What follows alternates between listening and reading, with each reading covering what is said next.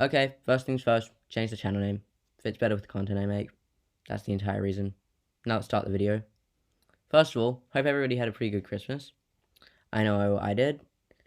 And the things we will be discussing today include Oeca's strange behavior, this purple flame thing in the maze, a strange detail I noticed on Owen's official artwork, Squidney's death, and a weird little thing relating to One Try, which isn't even a theory yet and was suggested by another YouTuber called Zyphon, whose channel link will be in the description. First of all, we're going to go over Oeca's strange behavior. We know Oeca has some issues. Let's leave it at some issues. Character Oeca is strange, as they have bouts of being a normal person, such as in this episode, where he just goes into the maze with Owen. Yeah, he gets down, but he's kind of chill the entire episode. He doesn't do anything strange like, well, this. Now, I'm going to show you a picture of Oeca's skin's eyes at the start of the SMP. Okay, seen that? Now I'm going to show you a picture of them now. Now I'm going to show you a picture of them side by side. Oeca's eyes have gradually been getting redder for some reason over the course of the SMP. And human eye color cannot naturally be red. And we know why Oeca's natural eye color isn't red due to his official artwork. So therefore, this must be some sort of strange disease or mutation. He could have some sort of disease or condition that means he has bouts of being strange and bouts of just being a normal guy, and these red eyes are a side effect of them. Or he could have some sort of condition that prevents him from sleeping, and these red eyes could be bloodshot eyes, and when people are tired they do strange things, so that could be why. Okay, next, moving on to this purple flame. Once again, no concrete proof on the last theory. This purple flame is strange. It seems to unnerve anyone that goes near it, and has never been elaborated on. It just exists. And that annoys me. So I decided, let's go do some research. This is what I found. Some people believe that a purple flame, or the violet flame as it is properly called, allows you to focus yourself spiritually. I personally don't know what that means. If someone in the comments can tell me, it just no idea what that means. Also, the colors purple and black are often associated with scrying, which is the use of a device to see into another area. This is, of course, mythological. And this was actually first suggested by Zyphon, that I talked about earlier. We had a very big discussion about it in the comment section of one of their videos, because they made a Afro Headcanons video, and I had some questions about it. Anyway, they suggested that the flame could be used as a scrying thing, but only at night. I thought this was a cool idea, so that's why I decided to research it, and it turns out this actually fits pretty well. No concrete proof, but it's better than most of the stuff in this video, so take it as you will. Next is Owen's picture. I mentioned in the Oeca part that human eyes can't naturally be red. The illustration shows Owen's eyes as red. Perhaps they just didn't realize this, but almost everything they have done accidentally, like raspberry skin or apple skin or whatever, has been morphed into part of the lore, essentially. So I'd see no reason why they wouldn't do this and put this into the lore. My theory is that this could be from a long-distant demon ancestors, as red eyes is often associated with demons, devils, evil, that kind of thing. But it also could just be, you know, contact lenses. Though we haven't seen Owen with contact lenses, of course, and he is canonically 33, so I don't know why he'd need them, unless he's just someone who's naturally short-sighted, which we haven't seen. And if he had contact lenses, wouldn't they have been smashed with the fight with Ori or something like that? So that's why I believe that Owen may have some demon heritage. He also enjoys hanging out with the demons more than most other people. Like, his closest friends on the server are all demons or half demons, with the, like, exception of Gracie, and that's about it. Anyway, now we're going to move on to Squidney's death, which is something I have a lot of stuff for. Starting off with, when Squidney was killed, it went down the bottom, it said Squidney was killed by brackets, right?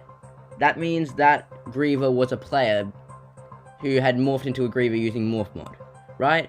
Usually that would mean nothing, right? Because, oh, they're just doing this so the lore works better, and so the lore goes just the way they plan.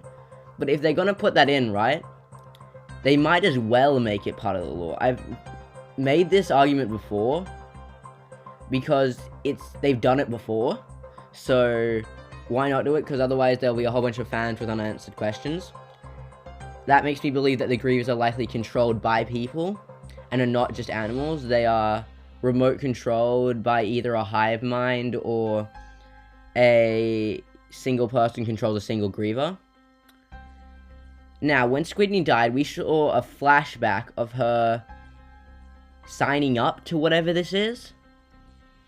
This tells us a lot of things. First of all, it shows that it is A, voluntary. This is not something like they're just abducting people and going, you join, you join.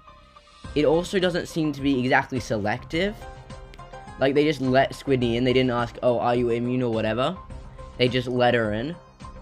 So it is probably a mix of immunes and non-immunes, if that's even what it is.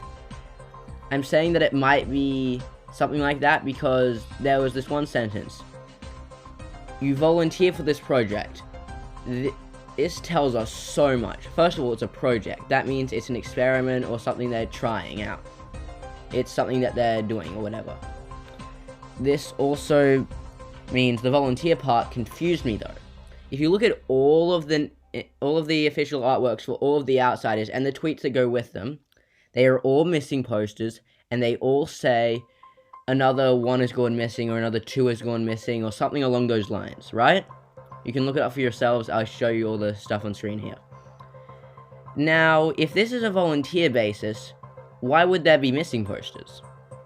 This shows that it is likely either something that is full-on illegal, because, to be honest, I don't see how sticking people in a maze with a whole bunch of anthropomorphic, squashed-up, wombat-looking insect creatures is legal. And I also don't see how, killing people is legal, with what happened with Ash and all that. The second thing is, this isn't exactly illegal, but it's hidden from the public view. Perhaps it's a secret project by an organization or something along those lines. Because there wouldn't be missing posters without somebody to put them up. Missing posters don't just appear.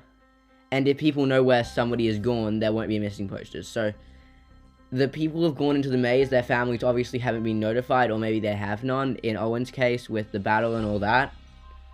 And continuing, it may actually be all virtual reality. It may not be real. I only touched on this because Squidney didn't die and we saw she was in this little, glass box thing. It could be that her body was just brought up from here after she died, right? That could be it. Like those little water tubes we see in the original Maze Runner. But it also just could be that they are in complete virtual reality. Finally, a reference at the start of the video, something to do with One Try. This also came up in the conversation with Zyphon, and essentially, it's that the ghosts of One Try are spectating their people here, because often when Owen does something that Phantom Owen would approve of, he gets a flashback, right? Now, of course, his flashbacks don't always come from this. It could be 2 influencing factors. Also, phantoms or ghosts of One Try can't break blocks, much like you can't break the maze. Zyphon thinks this is related somehow, but I don't see how. It could be, okay? And to be fair, a large amount of the people on Outsiders are also on One Try, with the exception of, I think, just Crow and Spidey, from what Zyphon's told me. Anyway, I don't know if these two SMPs are connected. I know basically nothing about One Try. Anybody has any more evidence, put it below. And like always, if you have your own theories, see any problems in these, or would like to bring anything to attention, please comment it below. That's all from me. Hope you had a great Christmas, and hope you have an amazing New Year, because this year sucked. Anyway, that's it from me. Bye. See you next week. Also, I didn't script this, and I'm never doing that again.